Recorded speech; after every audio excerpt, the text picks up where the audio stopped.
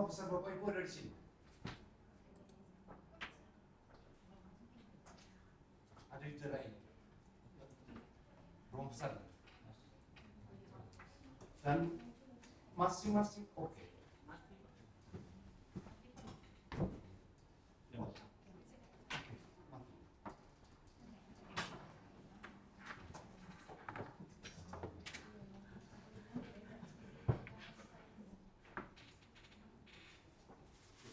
Daerah ini kira-kira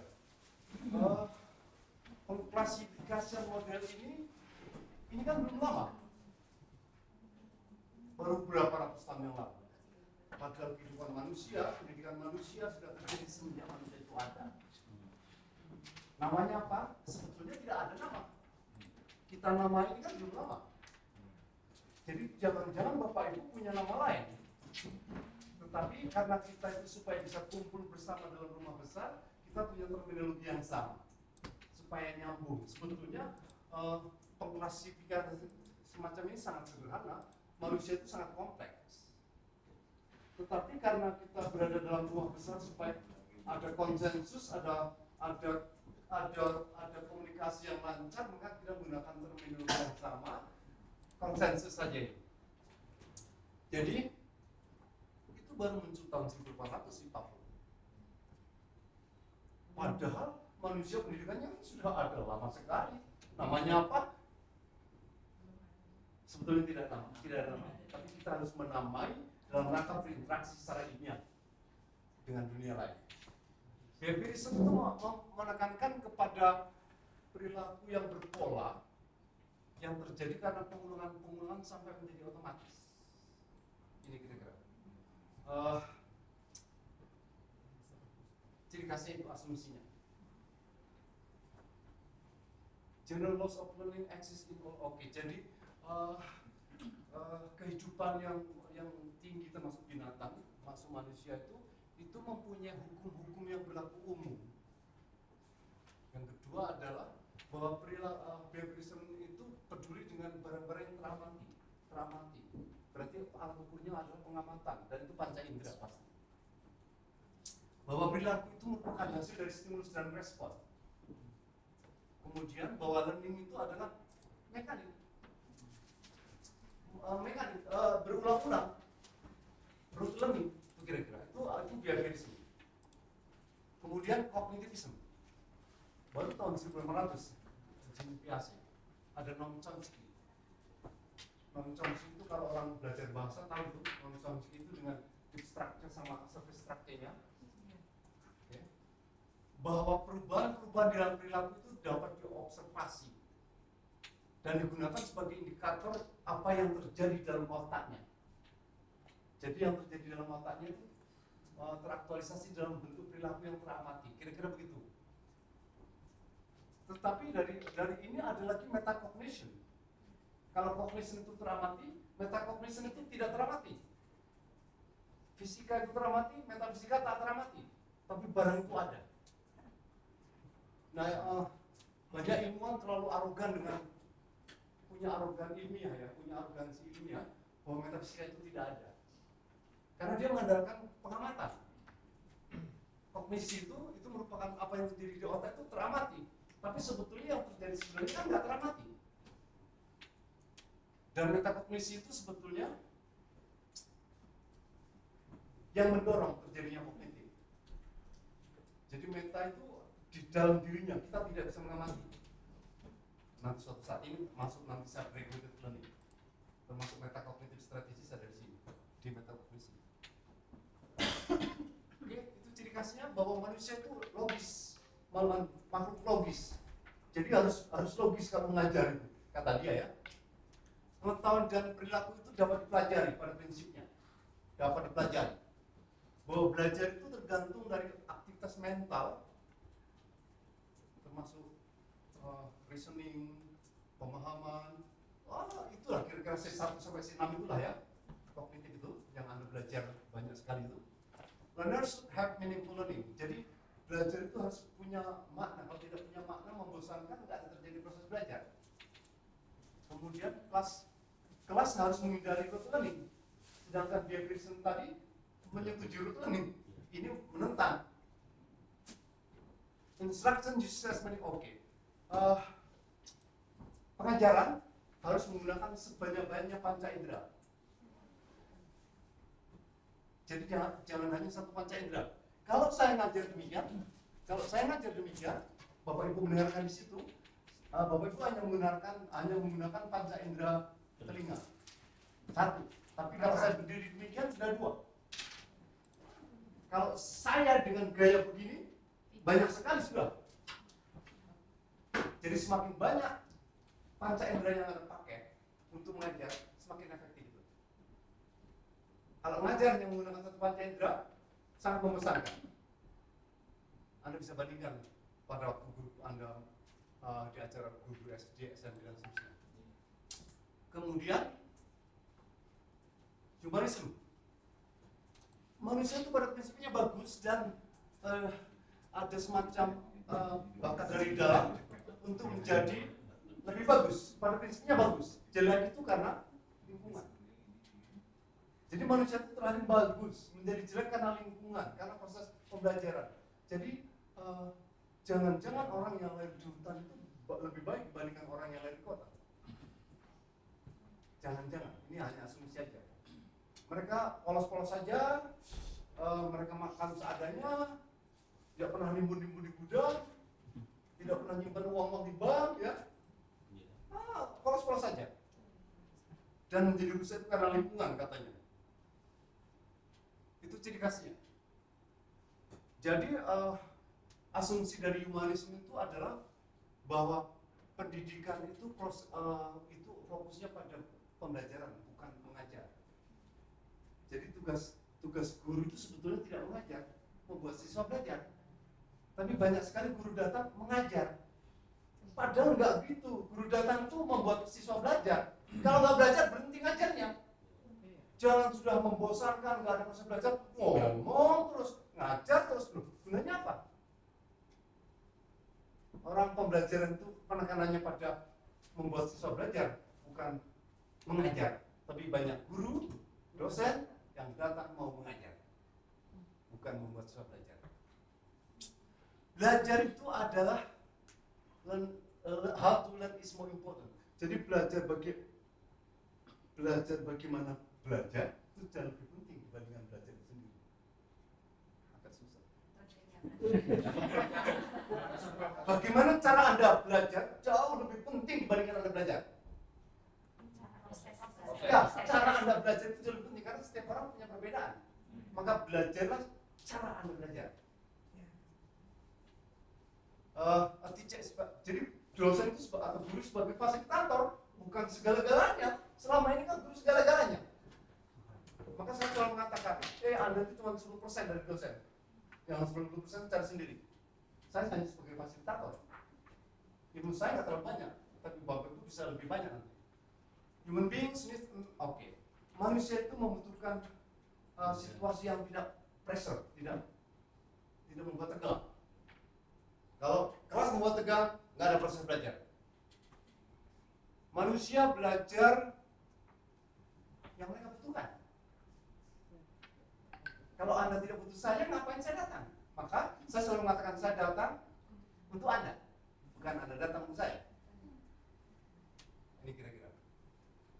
Instruction emphasis on the student, Pengajaran menekankan pada proses siswa, aktifan siswa, bukan guru yang aktif, tapi siswa yang aktif.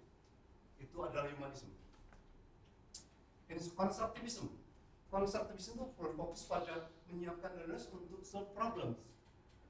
Solve problem dalam situasi yang ambiguous, yang membutuhkan dia suatu buah keputusan.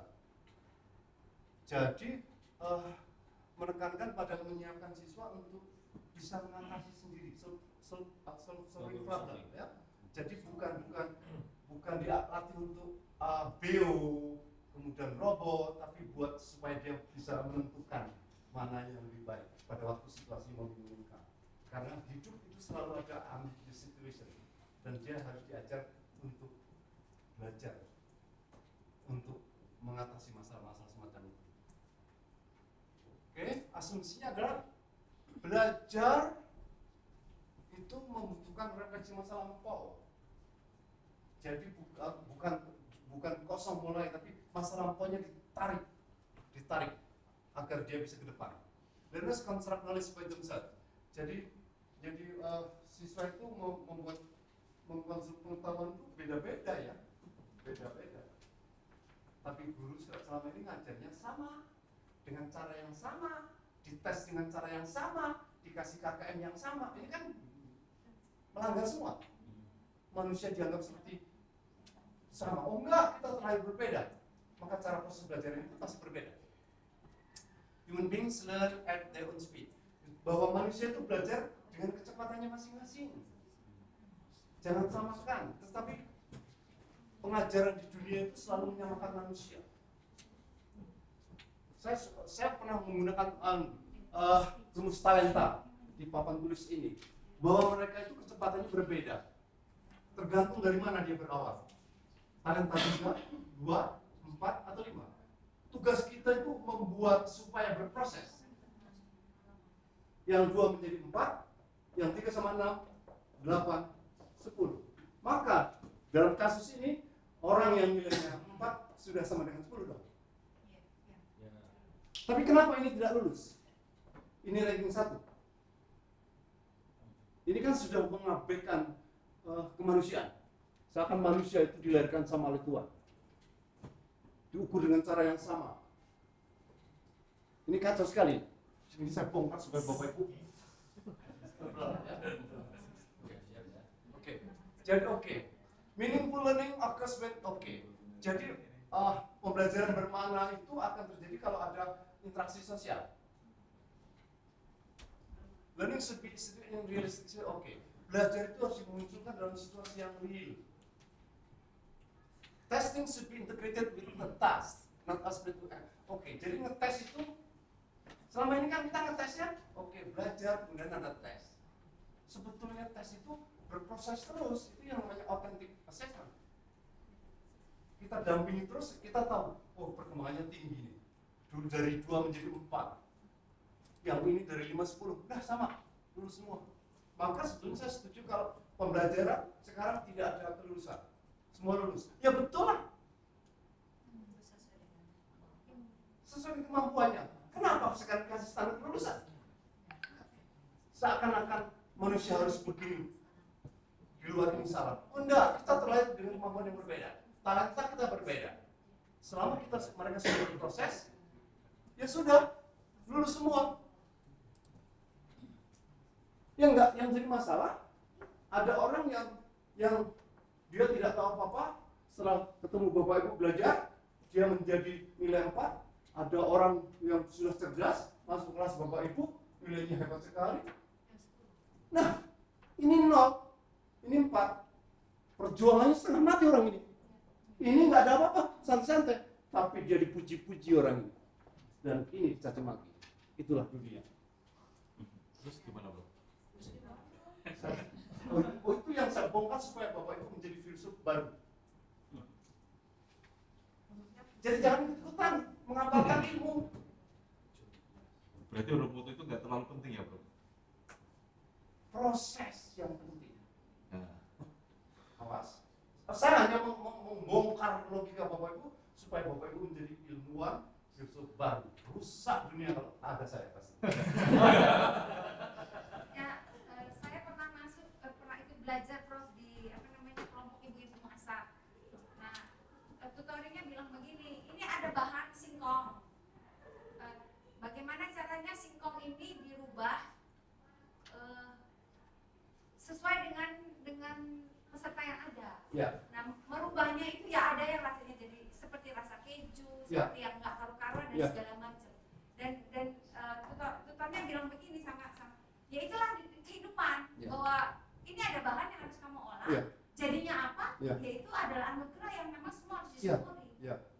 Karena selama ini kita punya indikator kalau keju itu pasti enak. Orang kampung muntah-muntah makan keju.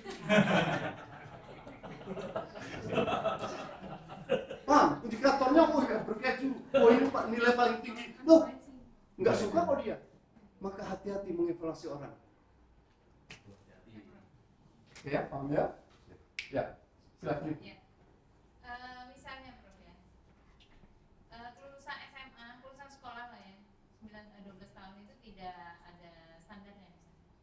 tapi akan kontradiksi ketika akan masuk ke perguruan tinggi.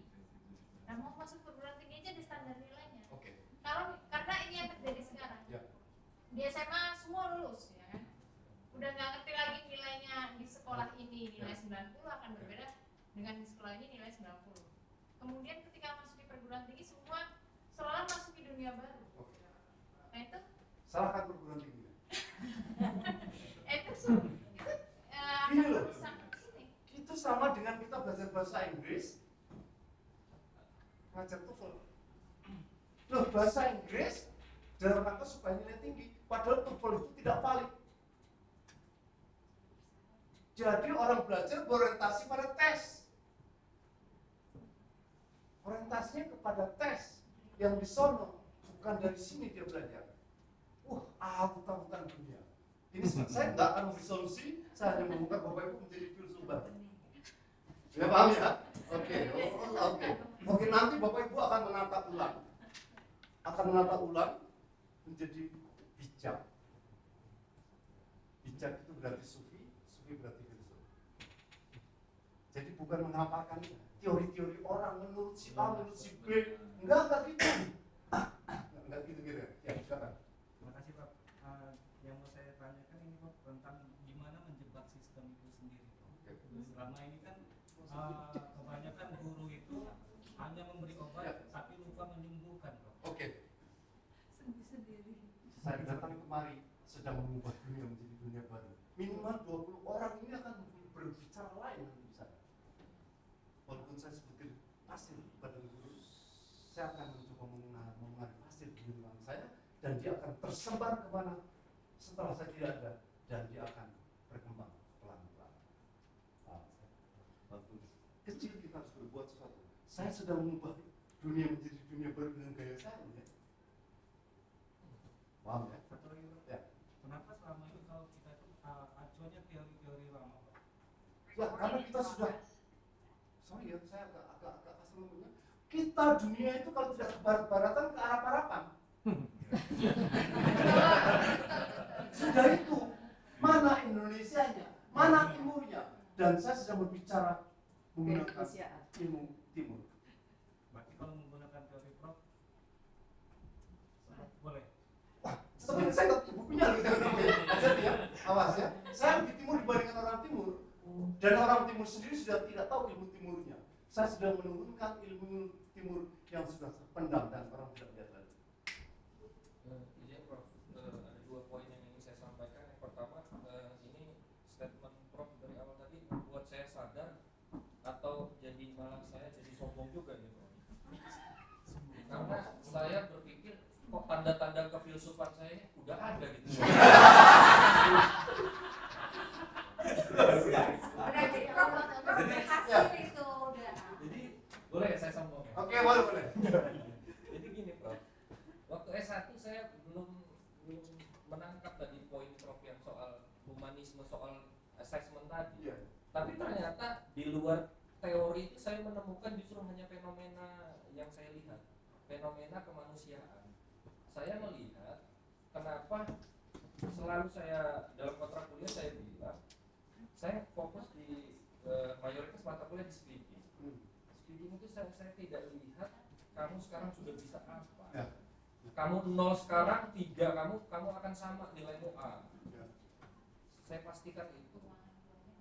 Kamu sekarang 7 tapi di UAS 7,2 bisa jadi B nilainya atau jangan-jangan C. Ya. Mungkin itu yang dalam tanda kutip tadi sombong dan Ya. tanda-tanda kefilsufan itu muncul gitu ya. Ya. Nah itu yang pertama. Nah yang kedua Prof, menanggapi juga tadi Mas Ade soal kita selalu mengutip teori-teori lama gitu Prof.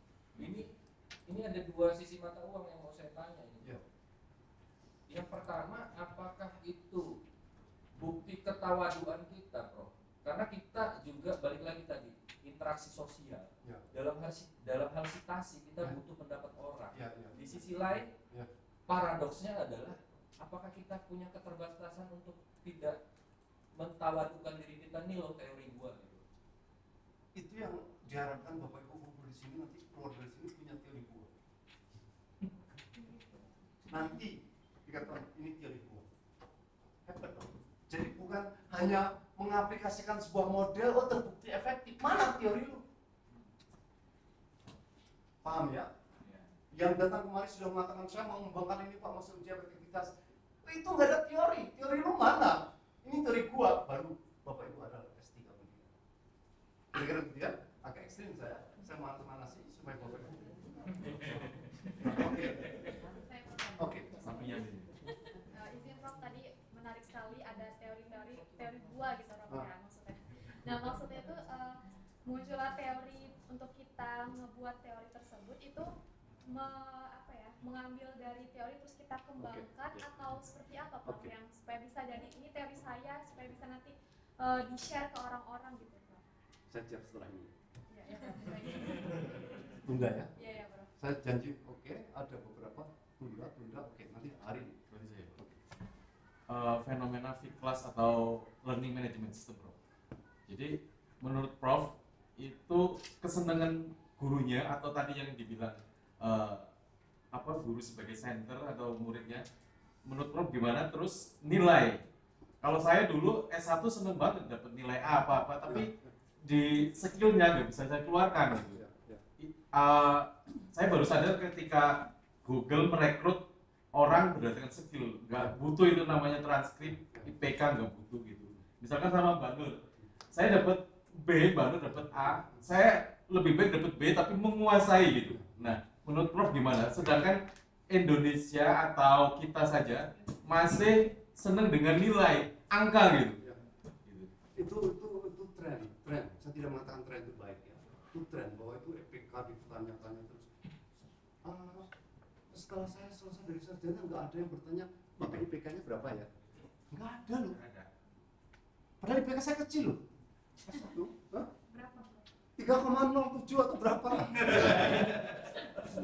Kecil. Tapi itu bukan. Pembandingnya siapa?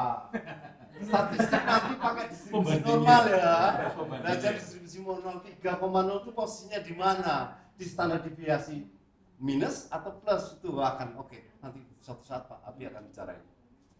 Saya cuma mau mengatakan demikian. Tren. Saya agak ngeri saya bongkar. Bongkar aja Bro. Dunia manusia bumi sudah salah arah. Salah didik, salah asuh. Kita selalu menggunakan layaknya orang begini, layaknya profesor begini, layaknya ilmuwan demikian. Sesuatu yang layak, sesuatu yang wajar itu bisa berawal dari kekurang ajaran. Sebuah kesalahan yang dilakukan secara berjamaah dan berulang-ulang akan diyakini menjadi sebuah kebenaran. Dan jangan-jangan keyakinan kita tentang kebenaran berawal dari sebuah kesalahan. Gak usah dikejar. Yang V-class tadi Bro. V-class itu tren. Jadi V-class itu gini, oke. V-class. Saya bisa mengajar V-class dari luar. Itu aksiologi ya. Tapi itu aksiologi. Aksiologi. Hakikatnya saya ngapa? Oh saya malas kok. Tapi seperti itu kayaknya pembiaran gitu. Nah itu saya malas, bukan mengaktifkan siswa. Awas, ontologi jauh lebih penting dibandingkan aksiologi.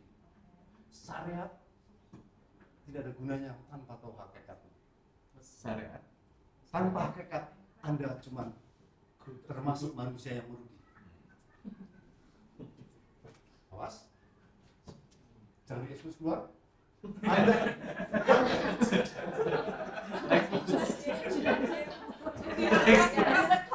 kamu dengar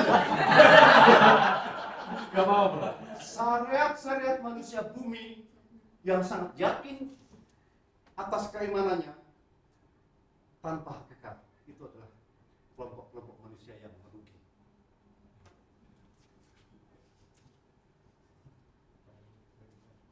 Berat sekali. Kalau ini ya? Tinggi sekali ya? Makanya saya perlu tonton berulang-ulang Bro. Nah, saya melakukan itu hakikatnya apa? Karena saya malas masuk kelas sehingga saya melakukan itu, atau saya punya niat lain? Niat jauh lebih penting dibandingkan Sebentar ya. Itu aliran tasawuf bukan sih, Pak? Berat ya. Aduh, berat ya. Aduh. Begini aja deh. Saya menjadi orang yang bukan ilmuwan. Tapi saya harus berhadapan dengan ilmuwan. Maka saya akan menggunakan logika saya semaksimal mungkin agar terjadi interaksi dengan para ilmuwan. Saya bukan ilmuwan. Saya keluar sudah bukan ilmuwan, tapi saya masuk sini ilmuwan. Saya sedang memainkan peran sebagai seorang ilmuwan kalau saya berdiri di sini. Siapa saya? I'm nothing. Saya bukan siapa-siapa. Prof, terkait teori konstruktivisme tadi ya Prof. Kemarin waktu kami belajar dengan Prof terkait teori konsep pengembangan pembelajaran digital. Pada saat akan mengembangkan program berbasis digital, itu kan di awal ada proses need analysis dan juga Ya. perlakuan semacam kalau target yang akan kita buat pengembang taruhlah subjeknya siswa itu belum mencapai target pada level yang kita harapkan, maka Oke. ada matrikulasi yang harus dilakukan sampai dengan mencapai target level pada produk yang akan kita buat. Nah, tadi kalau di konstruktivisme itu kan peserta didik itu diukur sesuai dengan kemampuannya. Ya. Nah, ketika seorang pengembang itu, desainer itu mengukur atau memaksakan siswa dengan melakukan matrikulasi sampai dengan level yang diharapkan, berarti kan ini belanjani teori konstruktivisme ya Prof. Menurut Prof gimana? Saya punya teori pembelajaran yang belum bisa dibunyikan. Karena dunia akan menolak, saya tahu kok.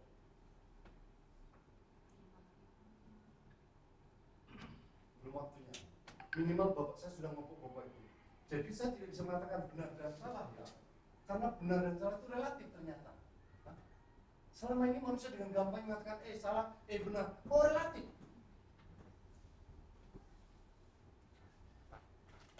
Kadang-kadang anak itu melakukan kesalahan, kita bisa mengatakan salah kalau dia sudah tahu benar. Kalau benar aja tidak tahu, kok disalahkan sih? Ini orang mengajar bahasa Inggris. Orang dia belum tahu kok disalahkan. Justru dari kesalahan itu saya harus memberi membenarkan. Jadi kalau kita melihat orang salah itu dalam rangka membenarkan ya, sebetulnya. Itu aja. Jadi saya tidak bisa berkomentar. Ibu nanti akan merenung ya. Tenang aja. Ya. Oke. Ini oke. Saya mulai dari sini. Ini artikel V1. Scopus. Ini Scopus ini. Ini yang menjadikan panggilan profesor. Berapa lama itu, Bro? Enggak tahu. Risetnya itu. Risetnya nanti main-main. Nanti saya bongkar. Oke, ini dalam riset ini, karena saya pelaku total ya. Dalam riset ini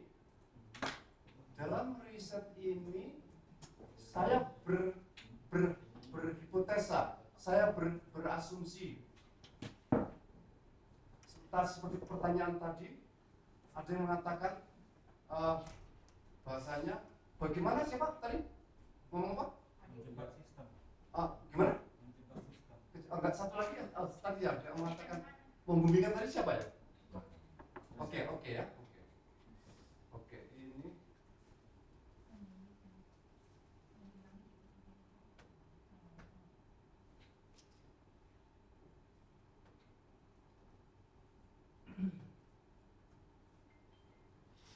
harus ditutup dulu ya Mas Anja.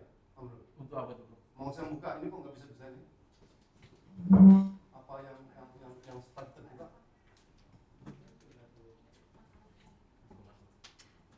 Yang atas sebenarnya. Ini. Itu udah terbuka ya. Udah terbuka Mas. Di bawah Udah Mas. udah terbuka ya. Sorry. Oh ini ya. Ini sini. Sebentar. Oke, yang ini mungkin saya yang sama suka. Oke ya. Itu ceritanya. ontologi saya membuat garis itu tuh. Itu hanya perjalanannya dari tipe ekstrinsik sampai kepada aksi. Saya membuat teori. Ini berteori loh. Saya membuat garis-garis itu ada teorinya loh ya.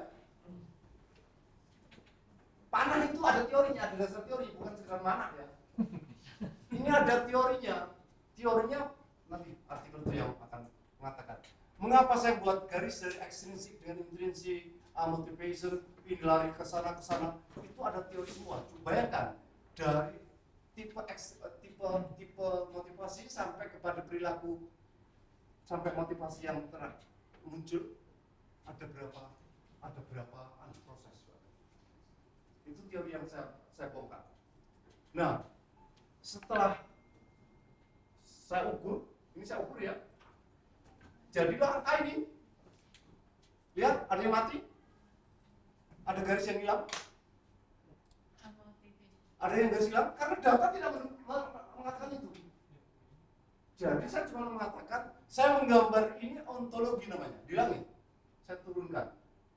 Saya menggunakan angka-angka itu epistemologi. Sampai mendapatkan angka. Jadinya barang ini adalah aksiologi. Ini adalah model. Hypothetical model. Model yang saya gambar berbasis teori. Jadi jangan hanya, Pak saya mengembangkan model pembelajaran bahasa Inggris model X gitu. Terus terlalu sederhana. Kemudian mau saya tes Pak, hasilnya bagaimana? Apakah post-testnya lebih tinggi dibandingkan tes? Terlalu sederhana. Ini kompleks sekali.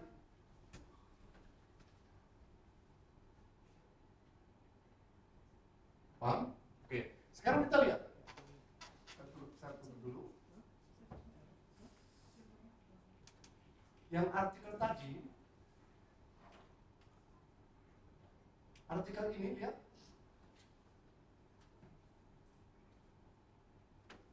Metodologinya, oke, metodologinya, hasilnya metodologi itu, data analisisnya ini mulai data analisis, saya ukur ukuran tes alfanya masing-masing soal,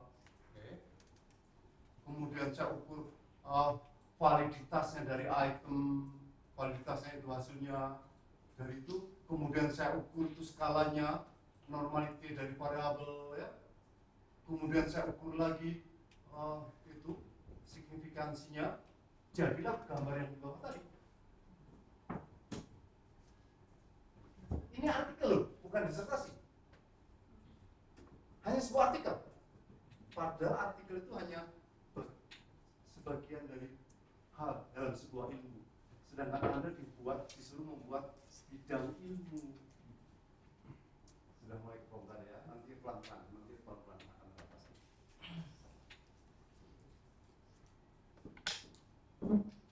Ini sampelnya berapa? Ini saya dulu ngambil sampelnya dari anak-anak yang belajar di Balai Pasar. Sampelnya ada sebanyak 321. Sampelnya 321. Oh, yang mengisi, yang ini ya. 350 tapi yang mengisi 321. Saya sampaikan karena apa? Oke?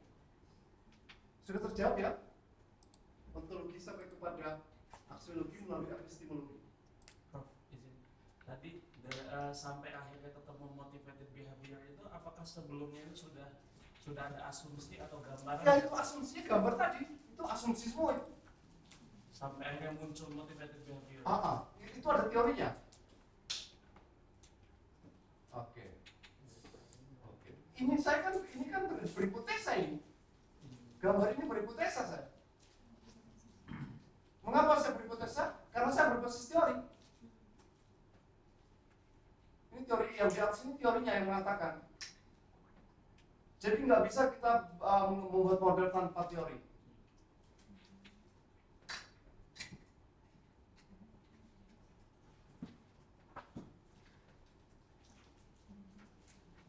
Ini kira-kira kunci dari teorinya.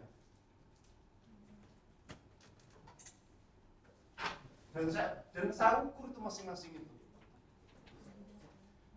Lihat, merujuk pada ilmunya siapa rujukannya, bukan saya mengarang ya. Jadi saya membuat hipotesa itu merujuk pada teori A, teori B, teori C, semuanya berteori. Jadilah gambar tadi itu baru hipotesa. Hipotesanya begitu kompleks modelnya, bukan hanya negatif positif ya dan tidak, tapi begitu kompleks pakai model. Oke. Sudah mulai tergambar ya, kira-kira akan kemana nanti. Oke. Saya sudah menjawab pertanyaan tadi yang saya tahu belum? Teori yang munculnya tuh gimana tuh? Oke, ini teorinya, ini munculnya dari sini. Saya berteori bahwa terjawab juga ya. Terjawab juga ya. Semuanya ini berteori saya. Oke, misalnya ini. Prof, Ya. kalau di Zoom sedikit. Di Zoom ya, oke. Masih bisa ya? Oke, sorry. Saya perlebar ya. Oke. Jadi saya mengembangkan alat ukur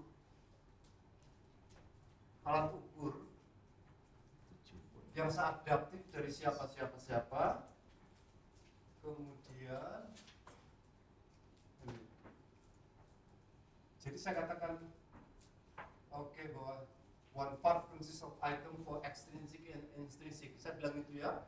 Dan the items of measuring the ideal subsystem ini. Oke, saya kutip dari dia. Yang learning experience saya kutip dari dia. Baru saya buat sebuah alat ukur baru. Sekitar 30 berapa ya? Sebentar. Alat ukur saya itu butir soalnya ada berapa?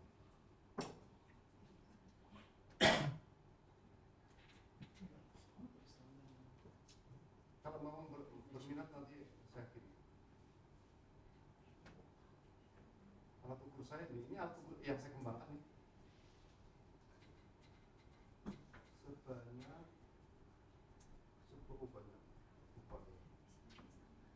60 butir soal. 60 butir soal itu mengukur semua faktor aspek yang ada di gambar tadi. Ada yang isinya 3, isinya 4, isinya 5 dan seterusnya. Dan itu saya ukur bahwa nanti belum waktunya ini Pak Abin yang statistik untuk saya konversi apanya, konsistensinya berapa dan seterusnya. Oke, itu saya punya teori. Jadi ontologi saya turunkan kepada sebuah hipotesa tadi itu masih di langit. Kemudian saya menggunakan metodologi semacam Kronberg alpha, kualitas adalah metodologi. Kemudian muncullah hasil berbasis data dan itu aksiologi model yang sudah terbukti. Oke, gambarannya sudah. Saya tutup dulu supaya tidak pengaruh ya. Oke, saya tutup dulu.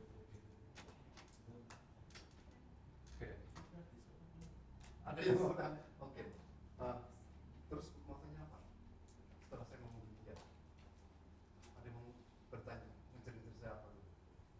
Kok saya itu ngerang semua masalah. Tadi pernah teori buatnya. Ini sudah saya gambar. Bahwa ada teorinya. Saya membuat potensi itu ada teorinya. Bahwa ekstrinsik dibagi menjadi 3 atau 2 itu ada dasar teorinya. Itu siapa yang ngomong? Bahwa proses belajar itu melibatkan masa lampau. Siapa yang ngomong? Itu yang disebut grounded theory bukan? Bukan, kalau grounded theory itu saya membuat baru-baru. Saya nggak tahu apa-apa. Benar-benar dari nol ya? Dari nol. Kalau grounded. Saya sudah pernah bicara tentang orang Surabaya kan ya? Iya. Grounded theory itu. Jancuk itu. Ini literatur review. Hah? Bukan, literature review itu begini. Bapak Ibu itu disuruh membuat literature review biar ketemu ada gap yang belum dilakukan orang. Gitu loh ya. Ada yang belum dilakukan orang dan ini mau saya lakukan. Masih bolong. Literature review itu belum artikel. Maka kalau untuk guru besar literature review nggak dipakai, nggak boleh. Naik pangkat juga nggak boleh itu literature review. Untuk tugas ya, tapi kadang-kadang Bapak Ibu ada yang dimasukkan Scopus dan diterima, Pak ini sudah Scopus. Ya kan syaratnya Scopus di sana.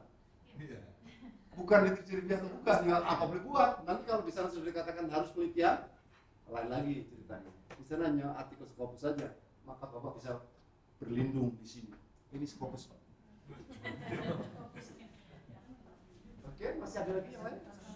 Jadi kita membayangkan di langit Hah? ontologi, epistemologi, action atau aksiologi. Itu ya, yang ada daya guna. Nah setelah ini kan ada gunanya gambar saya bahwa ini berkorelasi sebaiknya apa? Kalau kita ngajar karena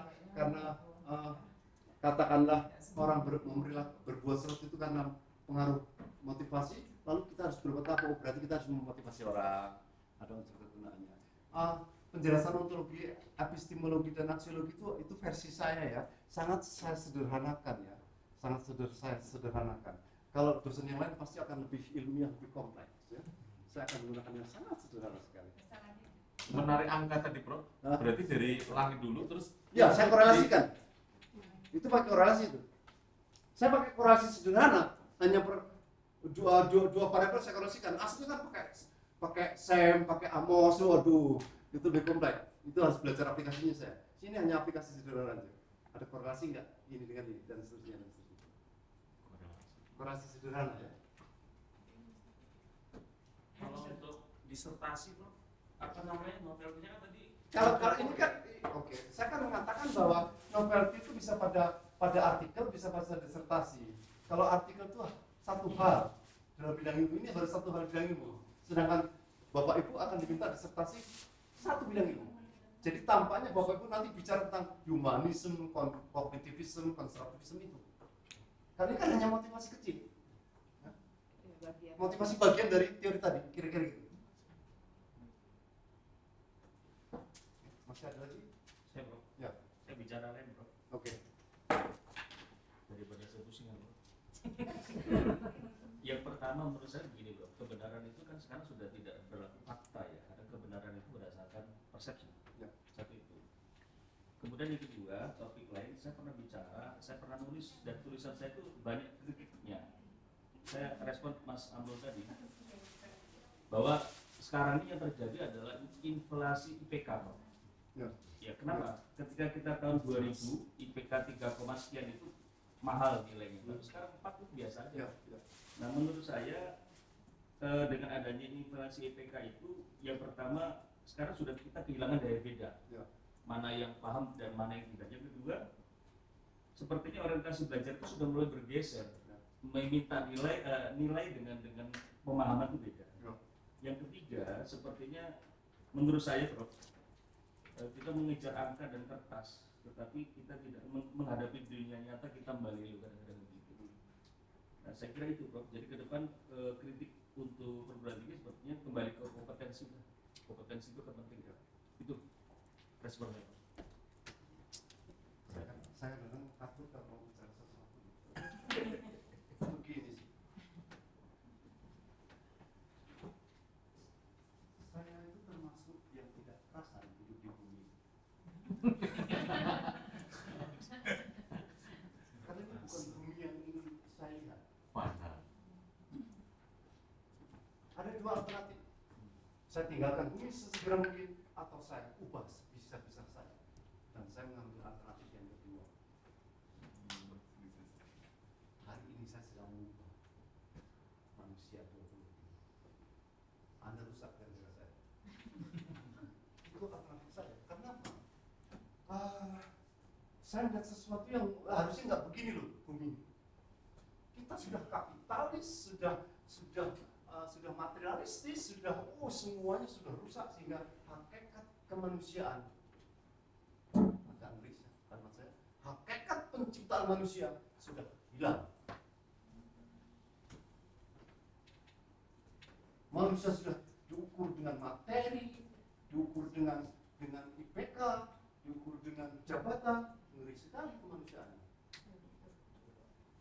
Agak ngeri saya bicara. Saya ingin melihat dunia ini menjadi dunia baru. Agak berat lihat. Karena gimana caranya? Loh, orang sudah tidak tahu barunya kayak apa kok. Karena dunia baru yang tergambar itu dunia yang tidak wajar. Dan Bapak Ibu pasti suka dengan yang wajar. Saya suka nggak wajar. Kewajaran wajar di zaman kurang ajar adalah kekurang ajaran. Wajar di zaman jahiliyah itu adalah kurang ajar. Jadi wajar di zaman kurang ajar seperti sekarang adalah kekurang ajaran. Justru yang benar menjadi tidak wajar di zaman yang kurang ajar ini. Saya potong dikit bro. Berarti kan misalnya kita dalam satu ruangan ini ada 24 orang gila kan Ya. bro, dan satu waras. Maka 24 orang gila itu mengatakan yang waras itu gila. Betul. Sekarang kebenaran itu kuantitas, Ya. rame-ramean. Yang banyak itu yang benar sekarang. Itulah alat ukur kebenaran sekarang. Itu yang saya katakan wajar. Biarkan saya sendiri di antara manusia yang ada. Saya tetap pilih. Sudah mulai agak saya bawa ke langit ya. Ini seorang dokter harus begitu tuh mikirnya. Jangan ikut-ikutan.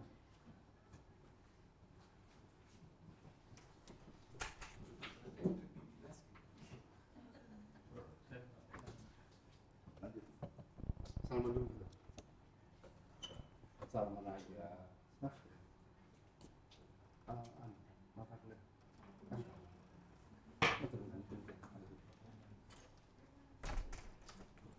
Oke. Masih ada? Oke, saya obok-obok ya, nanti ilmunya cari sendiri deh. Begitu banyak buku kok. Tapi pola pikir ini yang saya inginkan ya. Cara memandang sesuatu itu yang saya inginkan. Sudah berbeda, cara memandang, cara mengevaluasi, cara mengkritisi itu sudah beda. Tidak ikut-ikutan seperti orang yang lain. Berarti pencarian gap itu tidak ada terminologi ikut-ikutan. Enggak. Gap itu kebaruan. Produksi dari gap adalah novelty.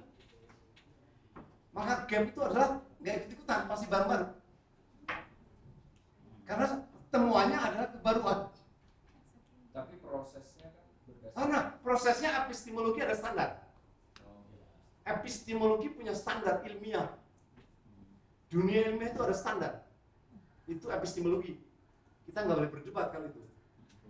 Kalau korelasi ya pakai produk momen, udah itu udah standar. Kira-kira gitu ya. Masih ada lagi mas? Ada yang oke. Saya menyiapkan banyak. Kalau diminta saya kasih. Enggak, maksudnya materi-materi yang Bapak Ibu kejar supaya untuk mengantar Bapak Ibu menjadi dokter cepat gitu.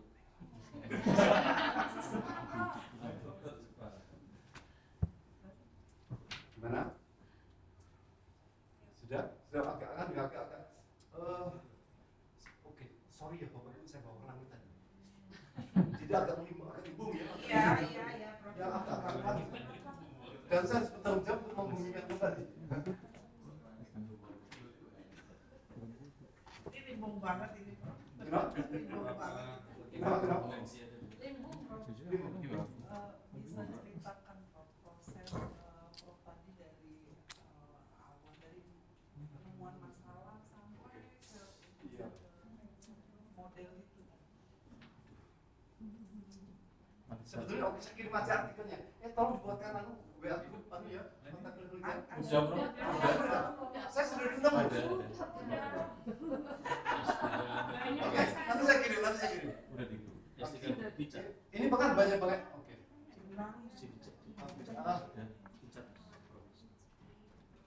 Saya akan menggunakan menjawab yang pakai sangat sederhana itu dipakai sekali.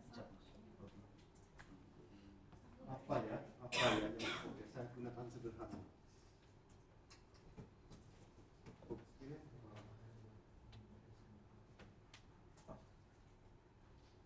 Operasi ini adalah info. Oke, keterlibatannya info.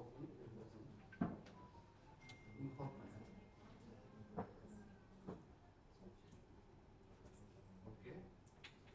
Keterlibatan Bapak Ibu di kelas saya khususnya. Itu info karena apa ya? Itu terlibat di situ saya karena apa ya? Kok saya terbawa ya?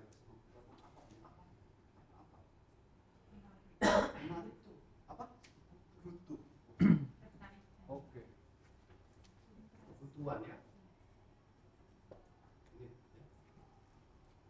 Terus kalau ini karena banyak belum tahu. Belum tahu ya. Oke.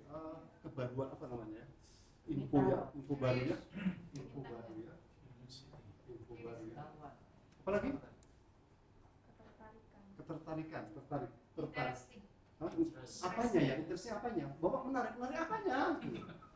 Materinya Prof. Materinya, oke. Materinya kenapa? Sering dibawa ke langit.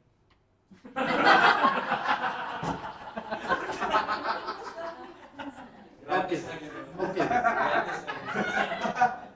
Style apa? Style. Oke. Sangat enggak? Materinya saya menggunakan nilainya abnormal aja lah, materinya abnormal. Oke, anggap teori ini, oke ya. Saya ingin melihat sejauh mana. Ini kan saya ukur. Ini akan saya ukur pakai butir soal ini. Ini akan saya ukur butir soal. Saya mengembangkan butir soal. Anggaplah ini teori saya. Ini saya buat. Anggaplah ini 20 soal. Kemudian ini saya lihat reliabilitasnya, soal-soal saya ini, validitasnya. Kemudian saya ukur involvement. Ini juga saya ukur ini. Dan ini menjadi Y, ini menjadi X. Kemudian akan saya lihat ini kemari berapa, ini kemari berapa, ini kemari berapa, ini secara bersama-sama berapa. Saya sedang berteori dan mencari data. Ini saya ukur, setiap orang saya ukur, saya kasih kuesioner, saya suruh misi sangat setuju dan tidak setuju dan seterusnya sampai 20. Ini juga saya ukur. Jadi saya punya alat ukur karena statistik kuantitatif. Ini adalah saya ukur semua. Ini saya ukur semua. Saya lihat mana sih yang dominan mempengaruhi ini. Apakah karena info baru dari saya, ataukah karena kebutuhan, ataukah materi yang tidak normal. Akan ketahuan kira-kira aja nih. Oke. Ini ABC. Ini jadi keberhasilannya involvement tadi.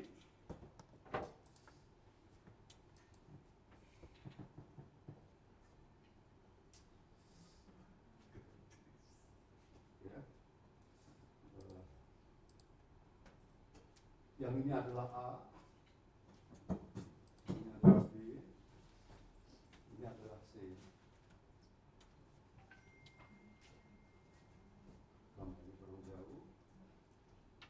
Jadi involvement ini di sini.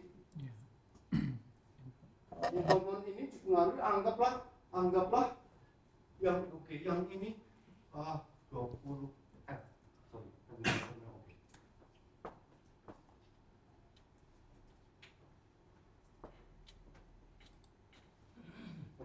yang R-nya yang A kebalik, yang A yang B 70, yang B yang B oke. Kira-kira begitu gambarnya. Bahwa keterlibatan ini, yang ini variabel lain ini.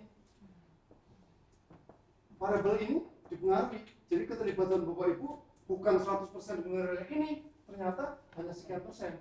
Yang ini mungkin ada yang lain, variabel lain yang tidak terukur oleh saya. Saya ngukurnya cuma 3, ketemulah ini.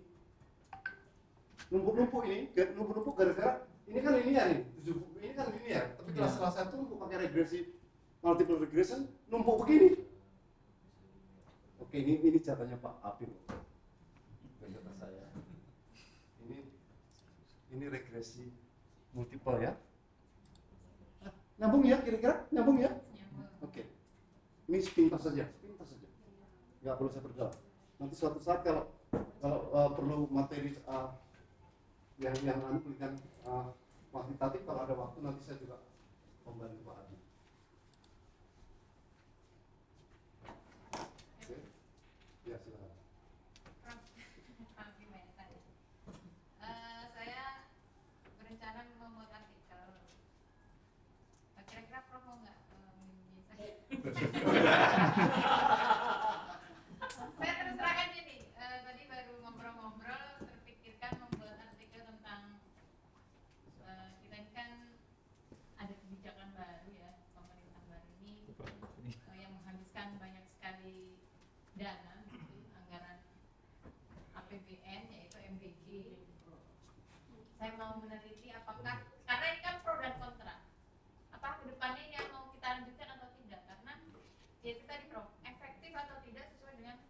tujuan awalnya yang mau meningkatkan perbaikan gizi. gizi untuk kecerdasan bangsanya. Oke. Jadi saya tuh bisa nggak itu Tapi jangan dilibatkan saya dulu ya, saya menjelaskan ya. Iya.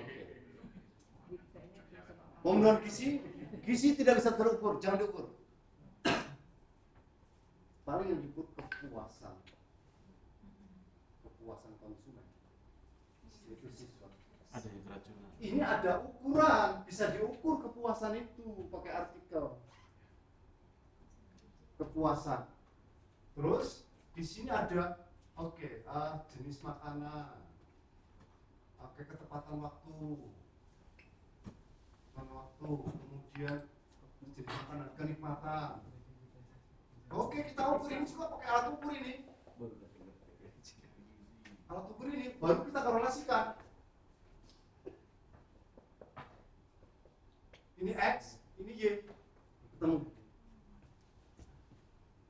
Kalau misalnya implikasinya untuk kebijakan pemerintah. Kebijakan Pak konsumen tidak puas atau puas ini ketahuan. Kalau puas lanjut kalau enggak ya. Iya, kalau konsumen puas, tapi kalau soal gizi kan mengukurnya kan nggak gampang, nggak bisa. Faktor kepuasannya gampang. Kepuasan siswa gampang. Ini permainan gampang. Tanya Pak Abinan. Saya nggak usah. Maafin. Oh iya. Oke. Oke, masih ada yang ya. Artikel ya Pak. Ini dari Prof tadi, saya tuh jadi terinspirasi gitu ya Prof ya. Misalnya membuat model menyenangkan dalam pembelajaran matematika. Ya. Gitu. Menurut Prof sendiri gimana Prof? Semuanya itu boleh. Penelitian itu semuanya boleh. Selama punya dasar teori. Kebenaran ilmiah itu semuanya boleh, tapi selama itu tidak diabsolutkan. Boleh, nggak minta apa aja. Terukur. Bisa dipertanggungjawabkan secara ilmiah, bisa. Ilmiah loh ya, bukan moral ya. Ilmiah boleh-boleh aja. Selama kita punya dasar teori, yang nggak masuk akal pun diterima. Nah, kreativitas untuk mencari celah orang yang tidak melihat itu yang agak susah untuk mencari gap. Orang pada melihat gapnya sana, kita melihat gap yang lain. Itu seni. Itu boleh. Jadi temuan Bapak Ibu nanti menjadi kebenaran ilmiah. Kebenaran ilmiah itu kebenaran manusiawi, bukan kebenaran absolut. Kebenaran manusiawi itu kebenaran maya. Jangan diabsolutkan. Jangan orang suruh mempercayai, enggak, itu yang kebenaran manusiawi. Karena kebenaran absolut tidak bisa dibumikan melalui aksiologi. Paham ya? Agak membantu ya? Oke. Saya tunggu. Ya. Prof, kalau memberikan sugesti ya, itu masuk ranahnya metakognitif kan? Kalau menggunakan teori kognitif, kalau sugesti adalah motivasi biasanya. Iya. Motivasi itu asal-usulnya dari teori behaviorism. Nanti lari ke conditioning teori, ke stimulus respon. Sebetulnya ya, tapi kan manusia tidak sesederhana itu. Kalau Anda mau kritisi, oh sebetulnya enggak dari behaviorism, tapi dari humanism. Oh boleh-boleh aja. Coba ini saya kasih tantangan. Selama ini kan dari behaviorism, bisa nggak dari humanism? Misalnya gini, ini sebuah pertanyaan yang sederhana aja. Bapak termotivasi kalau saya itu karena stimulus respon saya atau karena yang lain? Bukan karena stimulus respon. Kalau Anda bertanya saya puji kemudian Anda bergairah, itu karena stimulus respon. Itu teori behaviorism. Sedangkan Bapak tertarik bukan karena stimulus respon, tapi karena sesuatu yang lain. Tapi mungkin kalau mau dibedah ya Prof, motivasi saya datang ke sini itu yang Prof bilang tadi, kalau saya mau pecah jadi dua gitu, kok mayoritas masih pada atau saya hanya salah memandang itu bukan sesungguhnya adalah bukan lagi stimulus and response, Iya. tapi kesadaran saya aja. Nah, bongkar teori itu, cari teori humanisme. Tapi bisa juga teori behavior kan, Bang? Ya itu yang selama ini dipakai. Ya, karena misalkan saya datang ke sini karena reward and punishment. Punishmentnya kalau saya nggak masuk, saya tidak nilai E. Bisa. Oke, maka jenis motivasi pun antara ekstrinsik intrinsik pun terlalu sederhana. Ada yang lain. Maka saya mau menamakan teori, ada 3 teori ada ekstrinsik intrinsik dan ada yang lain, ada 3 kategori dalam pikiran saya. Dalam yang ada buku yang sudah saya tunjukkan kepada Anda. Itu kan dari motivasi ada 3 model. Karena agak susah menurut teori yang mau saya maksud tadi, Prof. Oh ya, nanti mau apa? Pekaan untuk apa? Mencari celah itu seni sih ya. Seni sekali. Seni itu. Jadi jujur aja saya terhipnotis gitu, Prof. Nah, apakah siapa yang terhipnotis? Mungkin saya aja. Ada yang lain mungkin. Terhipnotis karena apa? Ya karena saya terhipnotis di kelas ini. Oh, di kelas ini. Nah, gitu. Nah, berarti kan itu meta kognitif. Ya, gawat saya. Oke. Sugesti tadi, Prof. Oke. Nah, saya mencoba mempraktekkan ternyata 1 bulan ini, Prof. Saya kan nggak terbiasa untuk mengurangi jam tidur saya. 1 bulan ini saya kurangi. Saya hanya tidur dari jam 2 sampai jam 5, setengah 6 lah telatnya. Ternyata 1 bulan ini berhasil gitu, Prof. Nah, apakah itu sugesti yang didasari oleh stimulus respon atau enggak juga. Maka kalau Anda membongkar bahwa motivasi itu tidak berawal dari stimulus respon, tidak dari behaviorisme, tidak dari humanisme, coba cari teori humanisme yang membuat orang motivasi itu apa sih? Motivasi itu adalah apa ya? Melakukan sesuatu yang harusnya dilakukan. Nah, orang datang ke sini atau orang mau mendengarkan kelas saya itu banyak hal supaya tidak dilihat, tidak perhatian atau memang ada sesuatu yang mau dipelajari intrinsik ya atau ekstrinsik. Kalau saya tidak memperhatikan Pak Maman, saya ditegur itu ekstrinsik ya. Tapi saya tidak pernah ada satu yang intrinsik gitu ya. Nah, ini kan bukan stimulus respon ini. Nah, karena gini, Prof, karena di awal Prof memang tidak ada reward and punishment. Jadi kesadaran saya untuk datang itu malah lebih kuat gitu. Makanya di sisi lain pada banyak penelitian hasilnya kalau nggak dikasih stimulus and respon justru malah minatnya kurang, motivasinya kurang. Makanya bongkar motivasi yang lain, yang dari teori lain.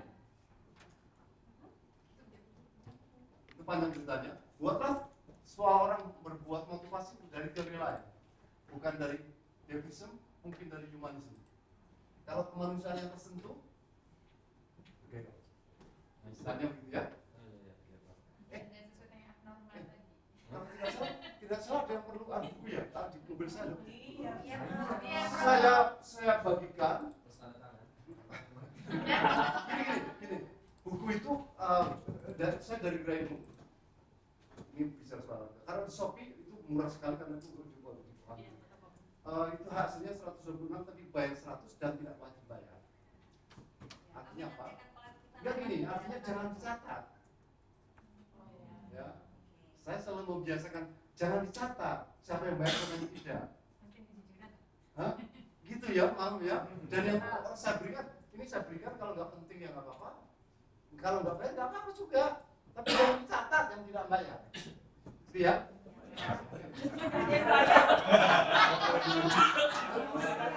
Bukan yang lain. Yang lain sering coba di mobil saya, Mas. Ada di bawah, di pojok sana. Ada di belakang. Ada di belakang. Ini siapa kamu? Oh.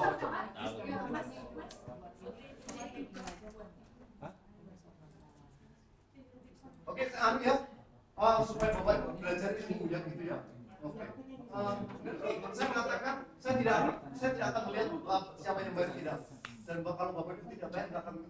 khawatir.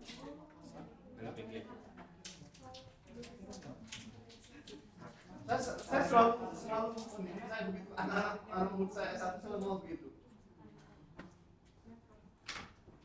Jadi ada anak S2 sudah tamat 2 tahun, kemudian dia, Pak mau datang Pak, datang apa? Mau Pak bayar buku. Kemudian sambil memberi undangan perkawinan Pak. Saya bilang titipkan aja ke administrasi lah ya. Yang dititipkan undangannya uang bukunya nggak dititip. Luar biasa betul. Namanya mahasiswa itu aneh-aneh mau.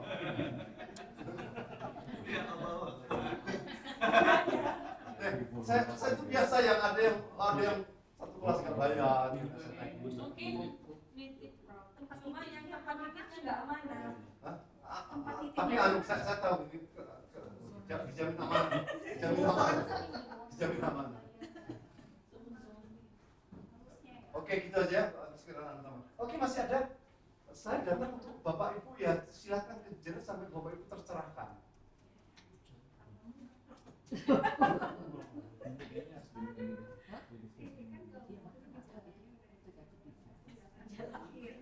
Saya duduk supaya Bapak Ibu tidak terlalu tegang. Kalau saya dilangitkan tegang, sekarang saya duduk. Ya. Mohon maaf dari tadi kan apa ya, kita berbicara tentang indikator. Oke. Bisa diukur. Nah, di sini kan rata sebagai pendidik. Oke. Indikator sebagai pendidik yang dinyatakan berhasil itu seperti apa? Bagikan aja. Langsung aja. Oke, tidak ada kewajiban membayar ya. Supaya membaca isinya artikel. Ini yang sudah saya bukukan, bukan artikel. Kalau artikel masih ada metodologi, ada hasil pembahasan, ini sudah saya bukukan ke dalam sebuah buku yang berbasis penelitian. Oke, tadi itu bagaimana? Sebagai guru ya? Sebagai pendidik yang dinyatakan berhasil. Oke. Sekarang cari teori yang mengatakan bahwa guru yang berhasil itu yang kayak apa? Teori itu dulu. Apakah yang mengenal 8 kompetensi itu 8 berapa ya? Atau yang lain? Selama ini kan itu yang sudah keluar teorinya, 8 kompetensi itu ya. Adakah yang lain? Kalau punya teori yang lain, pakai yang dulu. Paham ya? Jadi berdasarkan teori. Oh iya, berdasarkan teori kita mengembangkan. Betul soal. Karena ada yang saya pernah mendengar kan berikan saya sebagai pendidik itu kan. Ini beliau yang berkata saya berbagai macam bentuk peserta didik saya akan buat peserta didik itu menjadi terbaik gitu. Ya. Karena fenomenanya ini ada di Prof. Di suatu sekolah. Jadi inputnya itu yang tadi yang 9 sama 0 tadi. Ya. Memang inputnya sudah baik. Oke. Terus gurunya ini kan mengolah saja. Iya. Nah, mereka mendapatkan nilai yang baik, terus hasilnya di atas tertinggi di provinsi dan sebagainya. Sedangkan ada di sekolah yang biasa-biasa saja. Ketika gurunya mengolah dan menjadi yang ya dibilang yang bisa mengalahkan yang ini tadi kan agak sulit karena memang inputnya sudah baik. Nah, kemudian yang dilihat kan memang yang inputnya sudah baik, tapi gurunya hanya mengolah. Maka jangan diukur produknya, outputnya, bukan nilainya diukur. Kalau saya menjadi, ini saya punya teori. Guru yang baik itu kalau saya adalah guru yang kedatangannya selalu dinantikan oleh peserta didik. Dan ketidakhadirannya sangat mengecewakan. Bukan guru yang cerdas, bukan guru yang pakai alat modern, komputer, bukan guru yang selalu pakai media, bukan. Bukan itu. Indikator saya ekstrim. Guru yang kedatangannya selalu dinantikan oleh siswa. Cara ngajarnya nggak terlalu penting bagi saya. Ada yang mengatakan pakai alat modern, woi hebat sekali ngajarnya, malah membesarkan. Nggak nyambung. Maka lebih baik guru yang kedatangannya selalu dinantikan dengan kata ada indikator. Karena apa? Oh karena materinya baru, karena interaksinya baru, karena tidak ada punishment. Oh banyak sekali indikator itu. Ibu cari teori yang mengatakan dikembangkan. Oke, masih ada lagi? Sudah agak tenang ya, agak tenang. Saya agak mundur Prof ya. Ah. Behaviorisme tadi Prof. Apa itu? Ya teori tadi. Oke, behaviorism. Ya, Oke. agak mundur Prof. Saya ini kan perencanaannya ke depan disertasi Prof tentang kebijakan Prof. Saya agak mundur sedikit supaya tidak terlalu tinggi. Saya ingin melihat stimulus yang diberikan pemerintah daerah terhadap kebijakan pembiayaan pendidikan dengan adanya dihentikan biaya komite, dana komite.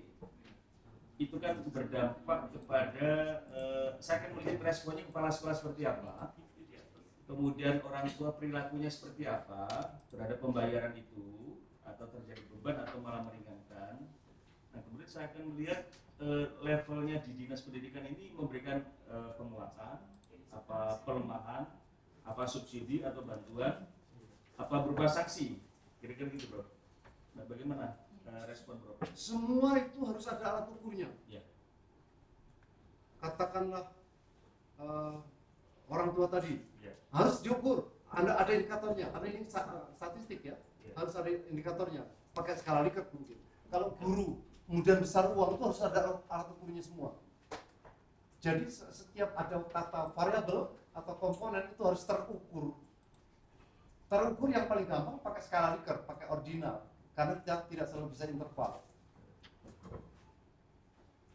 Bisa dipahami ya? Bisa. Harus terukur semuanya. Nah, setelah kita membangun alat ukur mentah begini, itu kan ada waktunya nanti sampai juga harus valid dan reliable. Bagaimana mengukur validitas dan reliabilitas nanti ketemu saya pada waktu saya sudah saya jaga pada waktu sudah mau habis, yang lain ada yang belum tersentuh, nanti saya jaga harus valid dan reliable, kemudian baru kita mainkan dengan uji pengaruh. Tapi sebelum uji pengaruh ya pakai hubungan dulu lah. Ini terlalu statistik saya. Oke. Saya tambahkan Prof. Saya kan melihat novelty-nya seperti ini kira-kira Prof. Pertama itu kan pasti ada hubungan antara kebijakan makro dan kebijakan mikro. Itu novelty saya. Jadi Enggak, teorinya apa dulu? Karena kontribusi terhadap wawasan keilmuan berarti ada teori mau saya tambah. ya, Sebagai contoh tadi si Fikri atau Rido ya Pak? Rido. Karena kakakmu Rido ya? Iya. Karena kakaknya Rido. Di S3 juga. Wajahnya mirip. Orang bahasa Inggris juga. Jadi kan saya agak bingung antara Fikri sama Rido. Ada roti di keluarga saya. Hah? Bahasa Inggris semua. Pada waktu dia mencoba untuk melihat itu tadi yang namanya katakanlah biar bahasa saya motivated behavior, perilaku yang termotivasi dilakukan ini, rupanya dia nggak dari stimulus respon, tapi dari aspek humanisme. Saya tidak tahu variabel apa yang mau dipakai ini. Akan terukur ini. Akan terukur. Ini dia saya mencoba untuk memahami dia. Katakanlah pakai humanisme. Ada variabel ini dari humanisme. Apakah ini begini, ini begini, ini begini, ini begini, ini begini, ini begini? Paham ya? Oh, garis-garis ini kan garis-garis hubungan semua. Dan harus ada datanya terukur semua ini.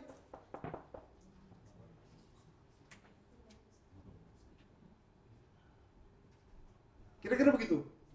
Kalau ini saya lari ke humanisme. Nah, yang tentang kebijakan-kebijakan itu hanya di sini tuh. Di sini, kebijakan tuh di sini. Kebijakan tuh di sini. Hanya mungkin sebagai Y dia. Sebagai Y. Nah, ininya turunkan dari langit.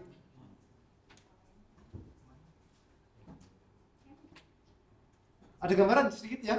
Oke. Hah? Gimana? Ada pertanyaan? Kelas ini terlalu santai atau terlalu serius sih?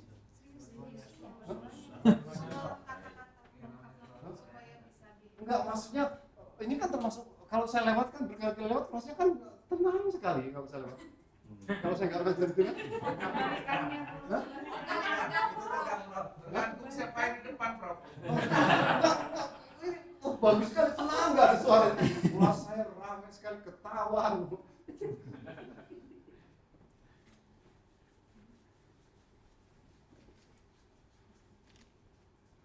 Oke, ini tadi yang ilmiah. Ya, Oke, ada yang bertanya yang tidak ilmiah untuk membentuk kepribadian Anda sebagai seorang calon dokter.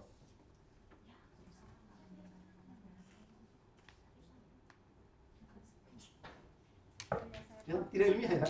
Oh, yang tidak ilmiah. Oh iya, yang ilmiah dulu ya boleh. Hanya saya yang selalu minta pertanyaan yang tidak ilmiah. Itu hanya saya, yang lain suruh ilmiah. Saya ada yang nggak ilmiah. Yang nggak ilmiah dulu ya. Ya. Ya silakan. Yang tidak ilmiah. Silakan. Kita teman-teman tahu semua ini kan, apa namanya? Lihat sini semua. Halo. Jadilah Tahu kan? Apa namanya? bukan. Ini